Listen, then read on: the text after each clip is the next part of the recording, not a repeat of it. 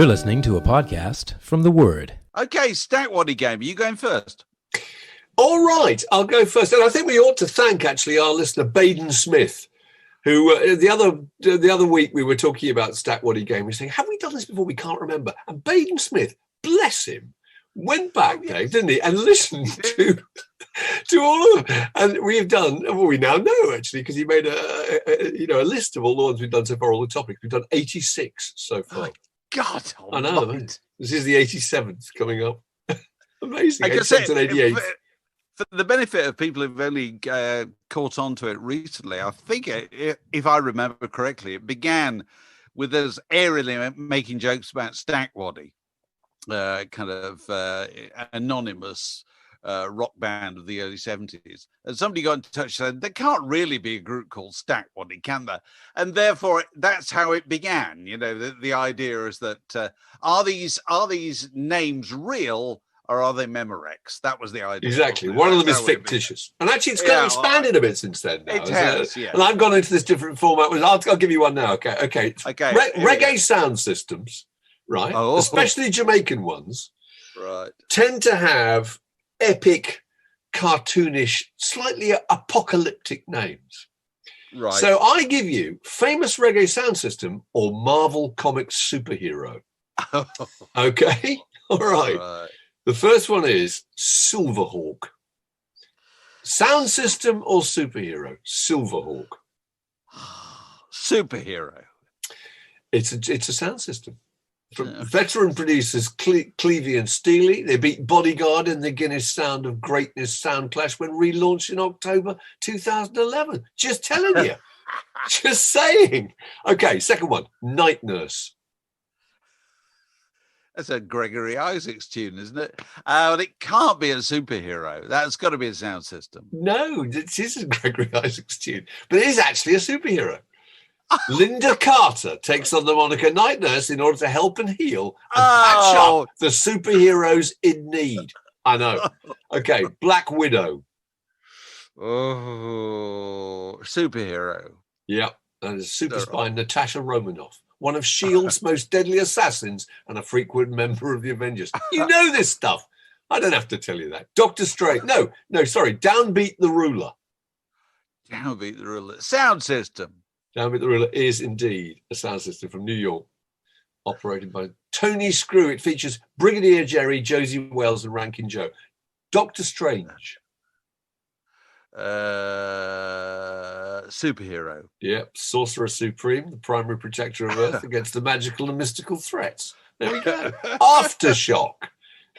Got to be a sound system. No, it's two female villains inheriting their powers from different versions of their father, Electro. Oh, all right, Tom the Great Sebastian. Superhero or sound system? Sound system. Yep. Started in 1950. Brilliant. It's a brilliant name, that. Tom the Great Sebastian. Named after a trapeze performer in the Barnum and Bailey Circus. Tony Matterhorn. That's a great name. Tony Matterhorn. Come on. Tony Matterhorn. Is that a superhero? Or that is, yeah. No, it's which do you think? Superhero. No, he's a dancehall DJ called Dufton Taylor, the man from Mars. Two more. Battle Axe. Oh, good grief. Superhero. Yep. Yeah, she's an unlimited class wrestler who carries an axe as her weapon of choice. And you might have guessed that, of course. And Emperor. What was that? Emperor Faith. Emperor Faith. Sound system. Yeah, it was. It was run by, it's from Kingston in the 70s, run by Mikey Faith, who was Bob Marley's accountant. That's an interesting job. Bob Marley's accountant. As our old production editor at Smash Hits used to say, I smell cooking. There we go, Dave. That's very good. I don't know whether you won or you didn't win. I think you won, probably. Very good. I'm going to counter with, I want you to picture this, okay? I want you to picture an American cityscape from the 40s or the 50s, okay? You're on the outskirts of an industrial town.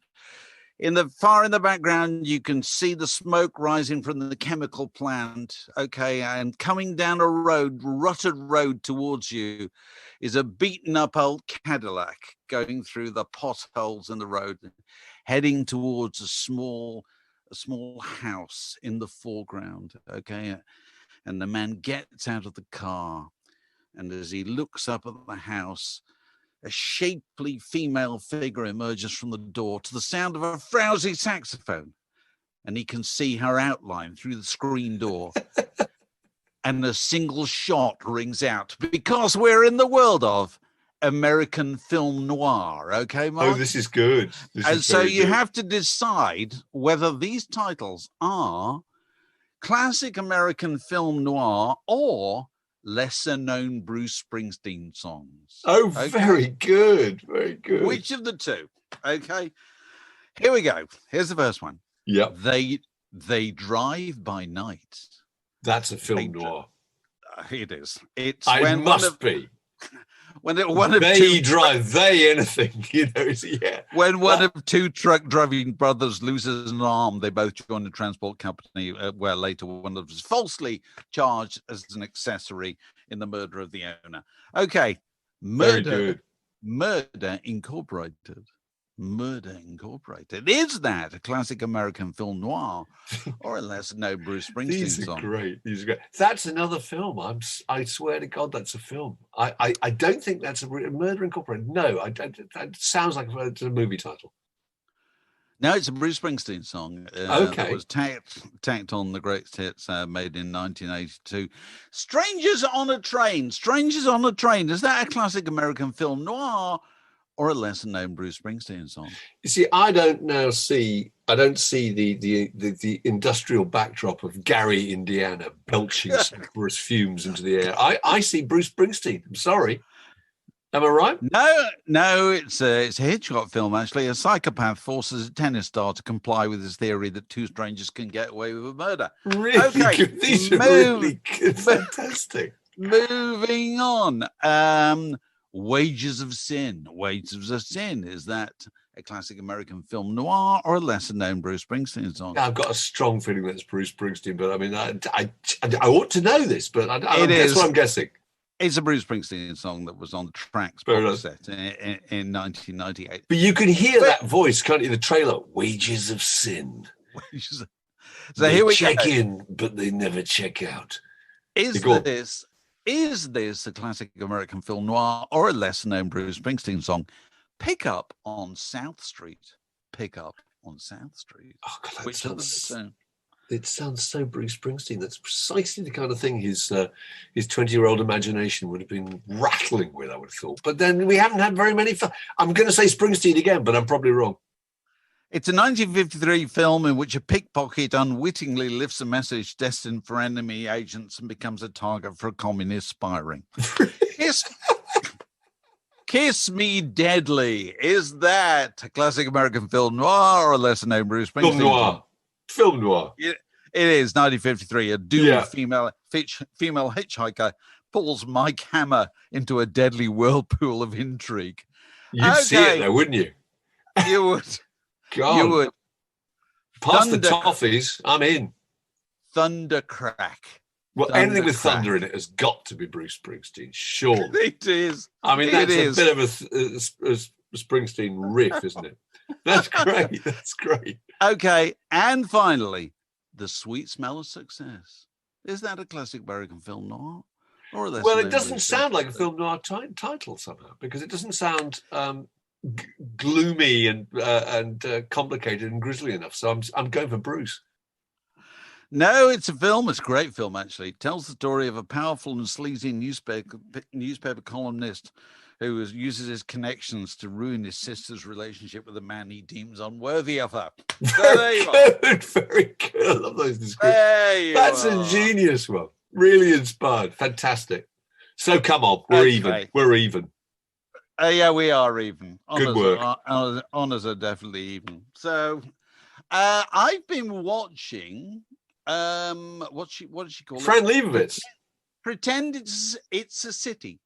I've been watching it too. Series of half-hour little films on Netflix.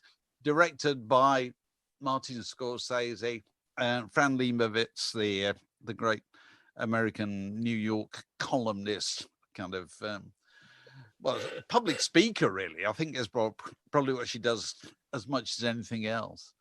And it's just it's loads of shots of New York, isn't it? Loving shots from New York, and loads of really good music, and her being very kind of pungent in her points she makes about how people live in the city, used to live in the city nowadays. And I tell you, one thing that struck me, there's loads of old clips, obviously, and they want to have the New York Dolls in it, don't they? And so these are two great figures of New York, Martin Scorsese and Fran Lebowitz, and they want to celebrate the New York Dolls.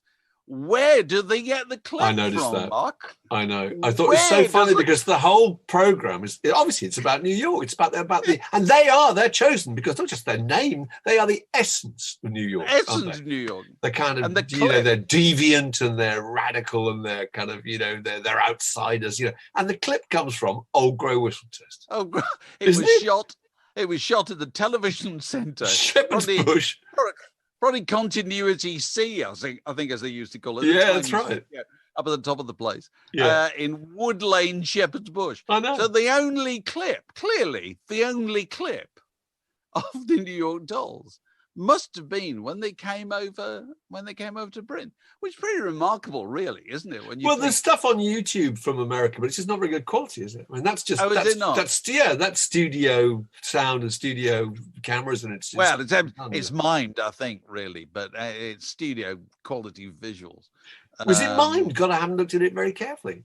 Is that maybe mimed? Yeah, an Old Grey Whistle Test they would. I think early on they would have done. I mean, if you go and see.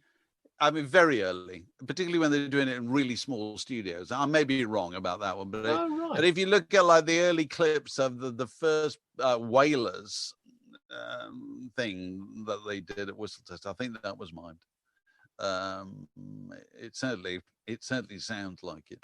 But anyway, I may be wrong about that. But it was. I just thought it was intriguing, the idea that the only bit that they had in the New York Dolls came from Wood Lane, Shepherd's Bush. But I did enjoy it. I do like her a lot. I think she's fantastic, actually. Because all it is it's 7 episodes, isn't it? And it's just her walking around New York and pontificating about New York City.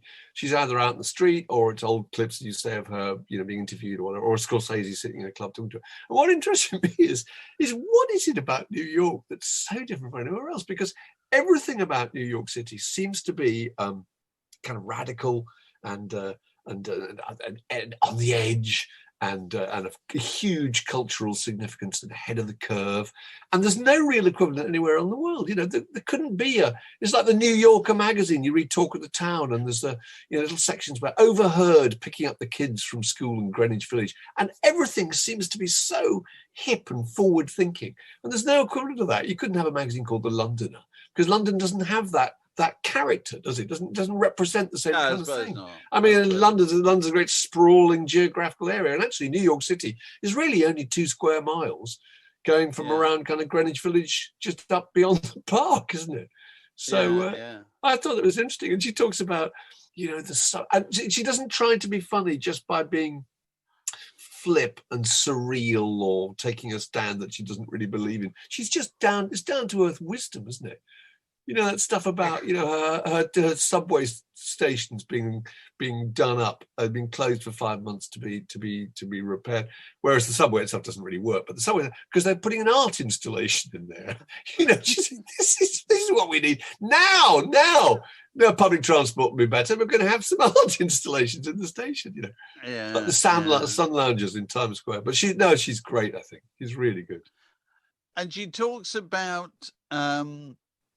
Talks a lot about music, doesn't she? She was a friend of Charles Mingus, and she gets a little pleasure from music. And she says that of all the arts, music is the one that makes people happiest, and which I thought was really interesting. Well, and she made a really good point. She says it most things that make you happy are bad for you. And music isn't. It's one of those few things that makes you happy and is really good for you. It's quite interesting point, actually.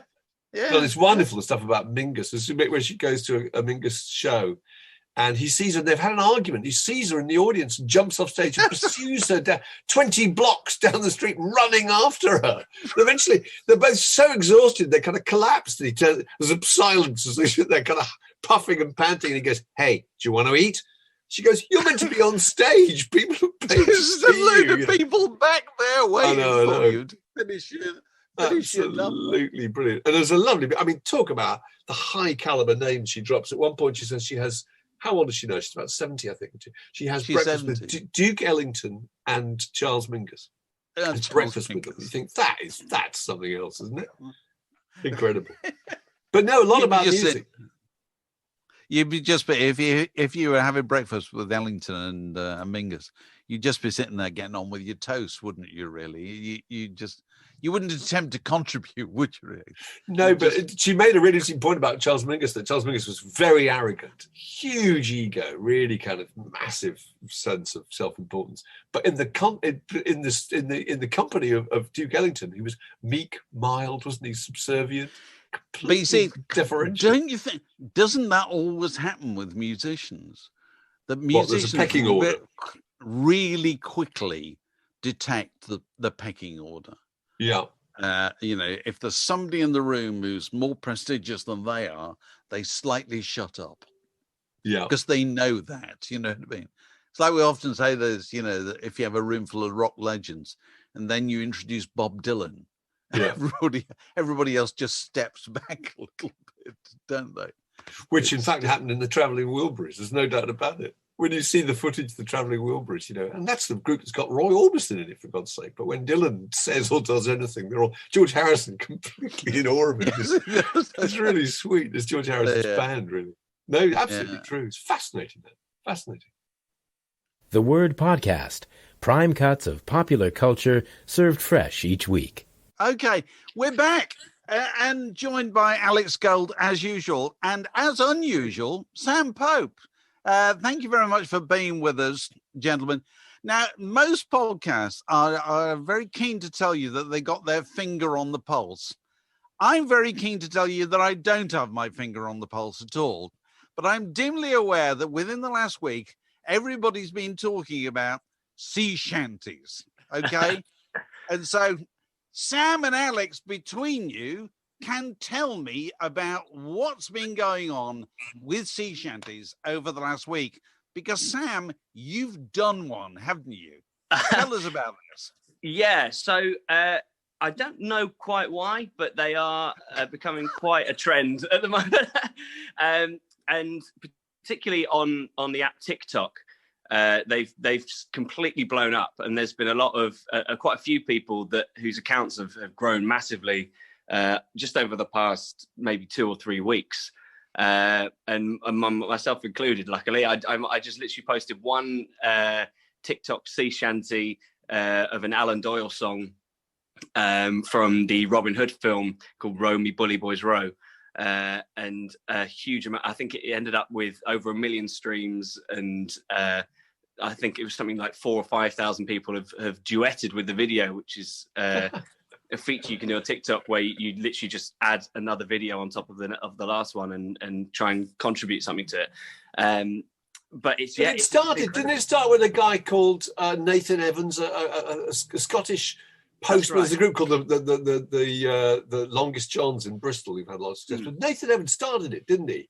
That's right. He's a folk musician. He just recorded one sea shanty last summer, I think, and it suddenly took off from there. He did the Wellerman, and he recorded. I mean, he's fantastic. Like he recorded very well, and then again, like the duet feature just kind of ran away with it, and there's all these videos of. I don't know if you've ever seen it, but when the original video starts on the side of the screen, and then you add the next one and the next one, and it's almost like one of those mirror effects where you can just see it disappearing off into the distance. And it's astonishing the amount of people that got involved with that trend. But it's blown up to the point where I think he's been on news programs and the radio, and is releasing an album and all sorts of things off the back of just one song, which is incredible. But what's your theory as to why those have just sort of caught the public imagination then? I think there's a couple that I've come across. I think that there's been a release of a couple of Viking style games recently, Assassin's Creed Valhalla, which is very popular. There's a series called Vikings. The last episode of the last season was the end of last year in December.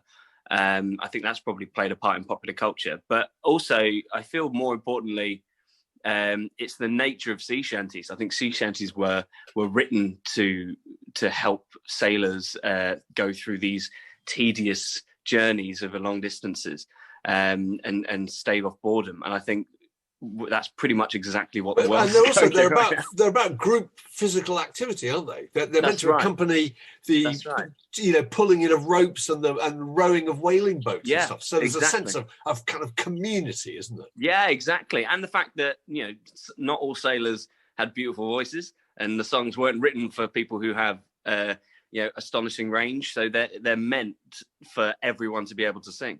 And I think the duet feature on TikTok has just run away with that completely, because absolutely everyone and anyone is contributing, which is fantastic. Like I've had so many comments on my videos saying, I've never done a TikTok duet, but I absolutely have to do this one. And it's amazing because you get to go through and see people that wouldn't dare dream outside of their own shower suddenly deciding that they're going to film themselves and put it online for everyone to see, which is it's effectively community singing, isn't it? Using new technology. Absolutely. So tell me, when you first did it, you presumably you've used TikTok before, and when you're doing things, I mean, you're an actor, a musician. You're presumably doing things partly for your own amusement, but you're also thinking, well, one of these might get a bit of absolutely a tickle. I just never thought it would be sea shanties. well, no, quite. So is this? I mean, you've done things on TikTok before, but this is the biggest one, presumably. Absolutely, yeah. Okay. I mean, I've been on for about 3 months. Did you rehearse it? Did you rehearse it? First of all, this is what intrigues me with this stuff. Yeah. When I look at it, I think, my God, I don't have the brain, let alone the skills to do that kind of thing. Are the people who do these things, are they doing them first and then throwing them away and saying, no, I can do it better. No, I can do it better. Or are they just putting it out there? I don't know. I mean, I can only speak from personal experience. I think for me, I've been on the app for about 3 months, maybe 4. And the first set of videos I was just doing little videos, duetting other people's stuff and just contributing and adding vocal lines or little comedy skits or whatever. And then I started trying to figure out how to use editing software and music software. So I started playing around a bit and doing some covers and playing instruments and editing it all together and all this kind of stuff, and spending a lot of time doing it, and maybe spending 3 or 4 days editing one video to post. Oh, really? Okay. Yeah. So that was, but that was partly for my own sake as well. It wasn't so much. It was a learning curve. But particularly when I got to the sea shanty stuff, there's such simple videos to be able to create now. Like you don't have to put a lot of have a lot of equipment or put a lot of time in. And I think I set up one camera. I have my condenser microphone that I have set up next to the camera. I've bought a drum kit recently as well that I've now got in my little studio space. So I put that next to my desk. I've got the kick drum, and I literally use the kick drum to keep beat and sing the melody straight into the camera, record it all through one mic, and then put it into Logic and layer on some harmonies and chorus work on top of it. Which relatively I can get, I think, about 3 or 4 shanties done in one evening if I so chose. 3 or 4 shanties a night. Yeah, which is mental. It's crazy compared to the old work rate. I think people in general, the thing about the app, about TikTok in particular, is that it's not so much about having a polished article. There are people out there that put out content that they spend hours and hours and hours creating, but there's also people that on the spur of the moment just pick up their phone, film something because they think it's funny, or film something of them singing or whatever, and then upload it straight away. And I think it's great to see the mix of content where you have some really captivating footage that someone's edited together and really well shot and well lit and everything. And then the next video will be just as if I'm holding my phone now, filming myself around my house, and someone showing you something funny their dog did. So it's yeah, it is a great, a great way of seeing a whole mix of content. So what will you be doing next, or don't you know? Well, right now I'm going to ride this wave, pardon the pun, of sea shanties, and I think the next one I'm going to do, I've been working on doing some pop or modern songs and turning them into sea shanty form. You've done that. You've done an Eminem song, haven't you? I did, yeah. Sea shanty version. It's great. Yeah, so I did "Lose Yourself" by Eminem. Yeah. So what are you planning to do next then? Well, I literally yesterday just posted the Fresh Prince of Bel-Air rap as a sea shanty. So that one seems to be doing quite well. We'll have to wait and see how that turns out. And I've got a couple of people have asked me to write a Star Wars shanty as well. Amazing. So I might look into that, particularly because and this is another thing that started off as just casual and a little bit of a joke. I starting all my videos saying hello there, but saying it as Ewan McGregor says it in one of the first Star Wars films. It's because that's quite a popular meme on TikTok in particular. So I just go hello there, and that's the beginning of every one of my videos now. And I'm getting constant comments saying, "Oh, General Kenobi or General Grievous," and all these quotes from Star Wars. So I feel like I probably have to do that one at some point. So maybe that's the next one I'll work on. Well, all the very best with it. Thank you very much. Thank you for joining us and shining some light in my darkness. And education. Mark Allen knew all about it. I didn't. Sam Pope, ladies and gentlemen. Thanks very much for having me. Applause, Zoom radio style. Thank you. Cheers. Thank you. This is a junction in the word podcast. It separates that bit from this next bit. We've had a very nice bit of press, haven't we? From GQ, from the GQ website. Yeah, it's wonderful. Why Word in Your Ear is the best music podcast on the internet, which is, harsh but fair. And and I tweeted this. I'm not going to hide our light under a bushel. Why should we? And I've been delighted by some of the responses. Somebody said, I'm reading this for you. I drive a lorry for a living and find music radio is very little for me. I devour audiobooks and podcasts, and yours is the one I look forward to the most. And what I thought you'd like is nom de Twitter of this person who drives lorries for a living is Percy Filth. Percy Filth. Again, 3 more from them. Yeah, absolutely. That's great. 3 more from them after the news. What was it you were telling me about Danny Boyle, Mark?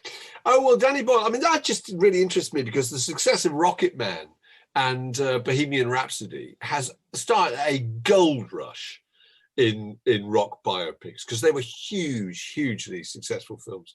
And so now there's obviously a big rush on to get out the next lot of biopics. And there've been 2 on the Sex Pistols already. There was The Filth and the Fury, wasn't there?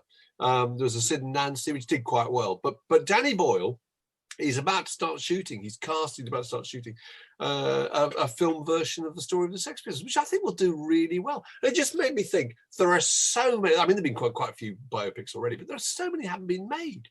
Nobody's made one about Fleetwood Mac yet. Why not? Wouldn't that be great? Fleetwood Mac, the love pentangle. Well, it'd be brilliant, wouldn't it? Blondie. What a story. Can I just push against this slightly? Go on. Which is that most band stories have unhappy endings, and films crave happy endings. So if you leave people with a downbeat ending, that's not why people buy tickets to go to the cinema. Fleetwood Mac's got a happy ending. Blondie's got a happy ending. Ramones, maybe not so. Yeah. Sex Pistols, certainly not so. Hasn't there? I'm sure there's been a Keith Moon. No, you could end with the reunion of the Sex Pistols. I think Sex Pistols is a good story. Surviving Sex Pistols are all having reasonably good lives. They got together. They did their kind of, their whatever it's called, contraction. What was it called? The Filthy Liquor. I can't remember. Yeah, Filthy Luca. Yeah, Luca, the Filthy Luca tour. Yeah. No, I think a lot of them have got great endings. And you can engineer a happy ending. Fleetwood Mac. I mean, that's a great story. There's been a few people dropped by the wayside, but I mean, otherwise, it's just hilarious. Just a bit. It's laughs all the way. Yeah, apart from the many deaths and so forth. But Blondie, honestly, you think of the events that happened in Blondie's life. The Hall of Fame in 2006, if I remember rightly, Frank Infant and Nigel Harrison and Gary Valentine all turned up, and they weren't really members of the band, but they were invited by the Hall of Fame anyway to see the group get the recognition, and they were going to play. The band were going to play, and then they came up and tried to get on stage and asked to come on stage and play with the band publicly in front of all those people, televised. I mean, that's just an epic piece of film making waiting to happen, isn't it? It's fantastic. Yeah. Well, I don't know. And the Ramones, I mean, I know the Ramones doesn't have a terribly happy ending, but what an incredible story. We need to know that. You know, one of them, I think it was Joey, stole Johnny's girlfriend, didn't he, 20 years before the end of the group, and that they barely spoke to each other ever again. You know, they would travel to gigs and, you know, and they never made enough money that they could live the luxury of being able to travel in separate vehicles and be in different hotels and avoid each other apart from being on stage. They had to kind of just rub along together for 20 years after all this friction. It's fantastic. Dee Dee's a film in himself as well.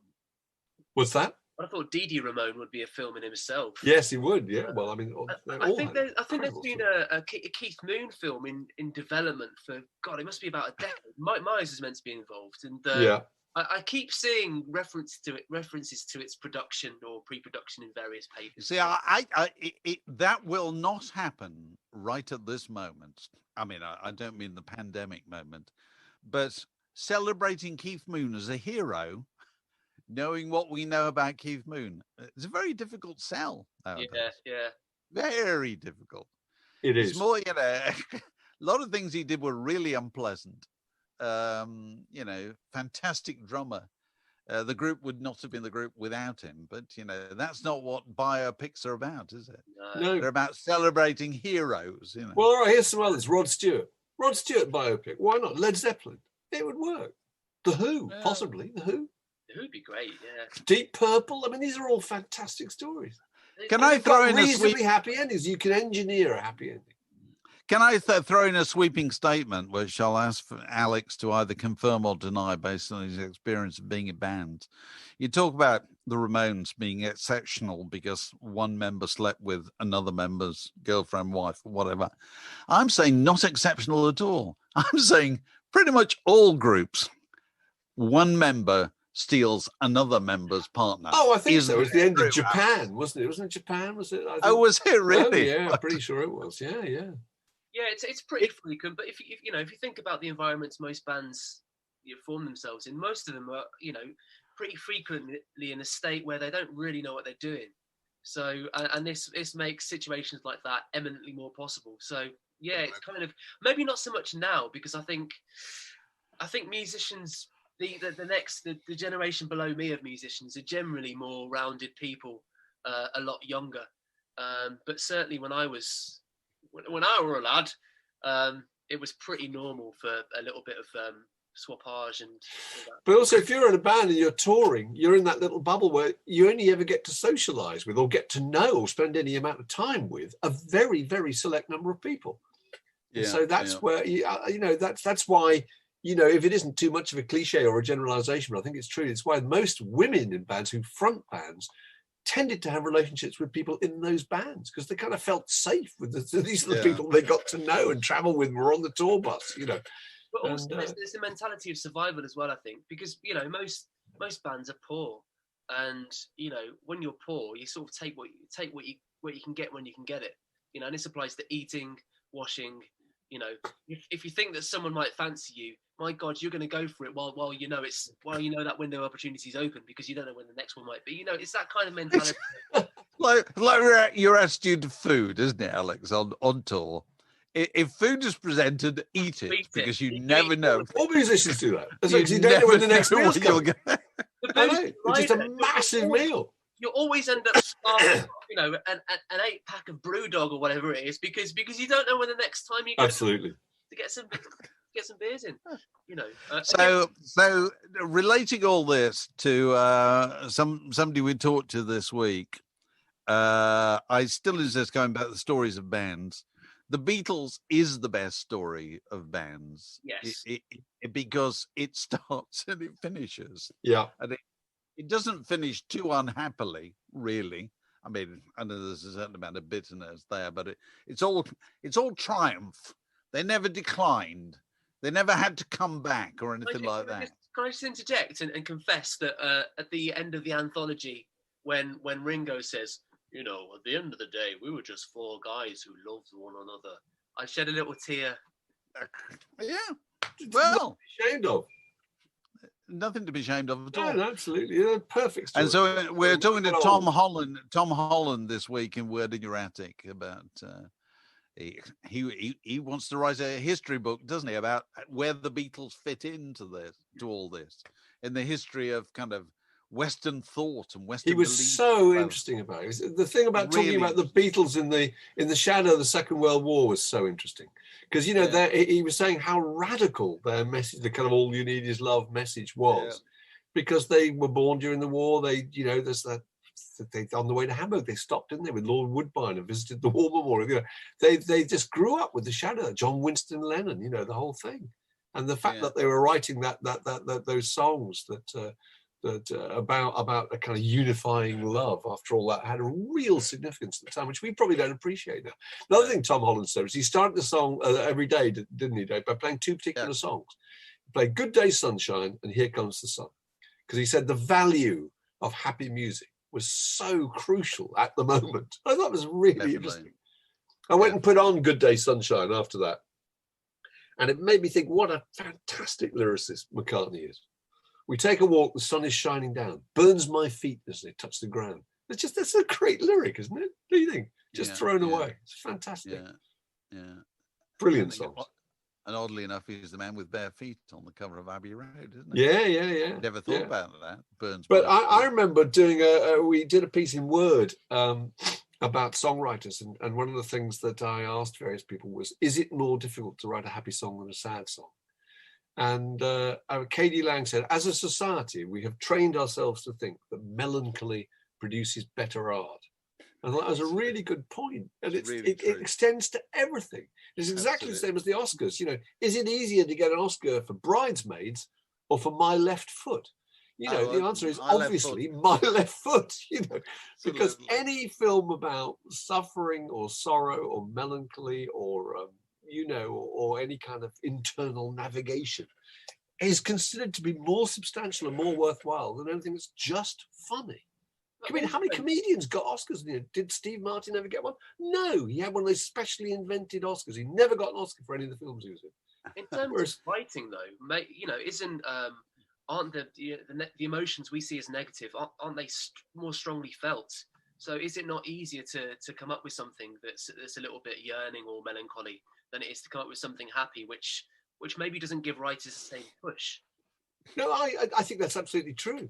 And also, I think you could argue that part of the appeal of music a lot of the time is it's something you listen to on your own. It's a solitary thing.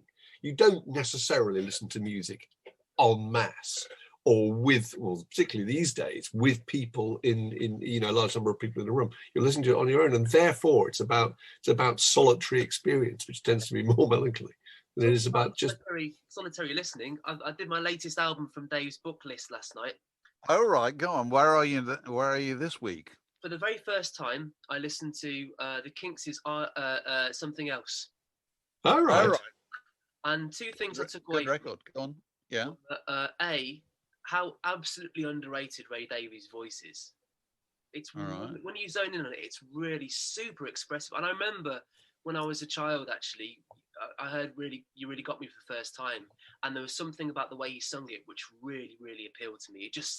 There was just something in the tone and the delivery of his voice that it just sounded interesting, even to like an 8-year-old who knew nothing about music and didn't really care, But listening to Waterloo Sunset as a grown-up and listening to his voice, obviously he's one of the great lyricists, but the way he delivers those stories could not be delivered by anybody else. He's got one of the great British voices, I think, and it's not sung enough.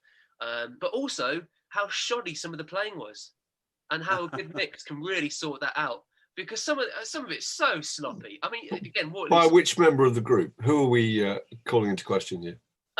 Pete Quaife is a little bit either side of the beat, and sometimes the bass lines sound a little bit like he's sort of catching up with himself.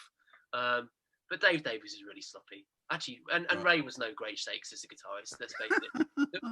So basically, they're all. Nobody looks to the Kinks though for instrumental prowess, do they? They just look to them. No, but they're just about songs and stories, beautifully told. They are, but looking at it from a musical point of view, you kind of expect all great bands' records to be robustly put together. But actually, what you don't realise is a lot of the playing on those records is pretty sloppy. Yeah.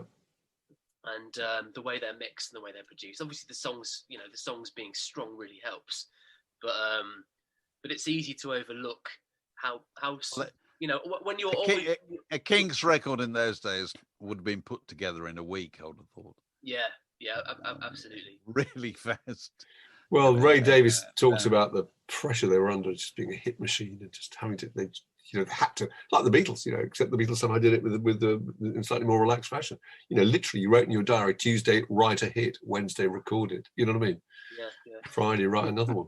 Wasn't Please Please Me, the album, recorded in an afternoon? It was done in 12 hours, I think, 10 hours, 12 hours. One day. So great happy songs. Tightrope by Janelle Monáe. Good Vibrations. I Get Around. Itchy Coo Park. Wouldn't it be nice? Here's a great one. Or California Dreaming, but here's a great one. Daydream by The Lovin' Spoonful. What is wrong with that song? Nothing. Daydream Believer by the Monkees. Yeah. Happy by Pharrell. Happy by Pharrell. Yeah, it's a bit of a giveaway in the title. But they're at a premium at the moment. They really are. I tell you what, it's a bit of a cliche, but because there was a period of time when it seemed to be used as incidental music on the television absolutely all the time. But for me, it never lost its appeal, is U2's Beautiful Day. Oh, right, yeah, actually. It's a fantastic explosion of happiness. Yeah, Walking on Sunshine is the same thing. It's Walking on Sunshine, very much so, yeah. It's instant happiness, Lulu's version of Shout. Going back to the happiness thing, I tell you where this is most interesting to me is in comedy nowadays. Now, there used to be a time when if you wanted to be a comedian, you started at the age of about 12 and then you went to the halls and you served your apprenticeship and so forth. Nowadays, if you want to be a comedian, you go to university first. And because that's the way to approach comedy.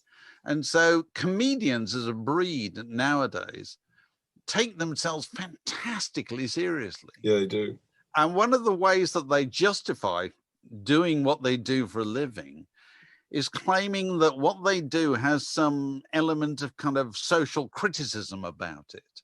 That they think the job of comedy is to confront ideas and to sort of upset people and to be provocative. No, it's not. The job of comedy is really, really simple. Make me laugh. Now, it may do all those other things as well, but if it doesn't make me laugh, it's not comedy. And so if you watch Morecambe and Wise, their old clips on YouTube, there's no social criticism there whatsoever. It's not about anything but itself. It's not about anything but just the delight in being funny. And that's all part of the same argument, it seems to me, that and it sort of happened with rock bands, that once rock bands started going to university, they then had to tell you that what they did was not just fun, it was important, because they were burdened with this idea that they had to suffer for their art. You know what I mean? Absolutely true.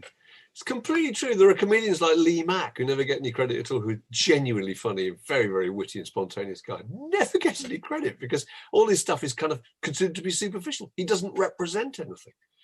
I think that's absolutely right. Now, to be a successful comedian, you've got to be, you're being funny about some complicated social issue or whatever. It's an issue that's what I do. I look at this and I somehow get some humor out of it, Also, the other thing about comedians, I think, is it's so difficult being labelled a comedian. I was reading an interview with Richard Osman, the quiz master and now very successful novelist, the other day, and he was saying that he never calls himself a comedian because he says, if I go on panel shows and then I say something funny, people think, well, that's great. This guy said something funny.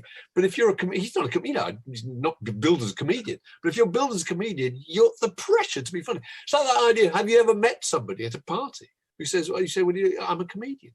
And you kind of think, well, that's so different from saying I'm a musician. Because if I'm a musician, they don't have to prove then and there that they're a successful one. Because the definition of a comedian is somebody who, as you say, makes somebody laugh. You're looking at them thinking, are you? Are you really? It must be miserable. Yeah, it must be horrible. Well, that's why none of us will ever be comedians. So what else is happening in the world of Word in Your Ear and Word in Your Attic? Alex, we've just done Andy Miller this week. We did Tom Holland this week. Remind me. Go on. We did Graham Goldman of 10 Yeah, of course. Of course. Was terrific. We did the great Graham Goldman. Oh, he was fantastic. We got more of that stuff coming up over the next few weeks. The quiz goes from strength to strength, doesn't it? Now incorporating not just visual clues, but also audio clues. And so that takes place every Friday evening at 6 o'clock. It's an ideal ending to the week. And so if you haven't taken part in it, do take part in it in the future. If you want to take part in it, that's open to Patreon supporters. And if you want to know at what level you might like to get involved as a Patreon supporter, if you go to patreon.com/wordinyour-ear, we might even be in time to celebrate your birthday by shinning down the digital chimney, shinning down the digital drain pipe, and providing a bit of a word in your attic in your own personal service. Absolutely. Personal service, which we extend to you. Yes, so if you haven't already looked into that, do so. Sorry, Alex, carry on. We have some new patrons, actually. Good. I'd like to welcome Sam Hollingsworth. Very good. Welcome aboard, Sam. Hollingsworth. Mark Osborne. Terrific. Mark Osborne, nice to have you. Kevin Rose. Good man. Kevin, I thought you were about to say Kevin Rowland for a second. Kevin Rose, okay. Andy Parker. I thought you were going to say Andy Partridge. Andy Partridge. Andy Parker. Yeah, we're particularly only open to people whose names sound a little bit like pop stars in the 1980s. Yeah. Nicholas Davidson. All right. Nicholas Davidson. Good to have him. Paul Knox. Excellent. Knox. And Emerson Rogers. And Emerson Rogers, what a great name. Emerson Rogers is like a president of the United States in the 18th century.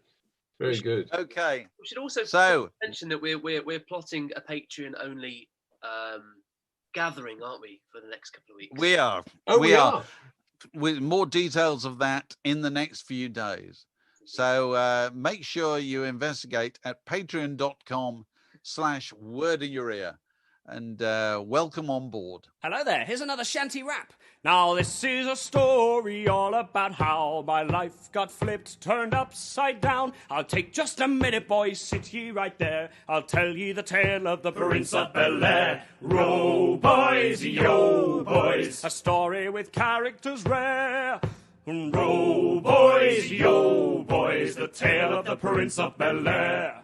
In West Philadelphia, born and raised, the playground is where I spend most of my days. Just chilling out, maxing, relaxing, all cool. Shooting some b-ball outside of the school. When a couple of fellas, both up to no good, start to make trouble in my neighborhood. Got in one little fight, and my mother got scared. Said, you'll move with your uncle and aunt in Bel-Air. Now row, boys, yo, boys, a story with characters rare. Oh, row, boys, yo, boys, the tale of the Prince of Bel-Air.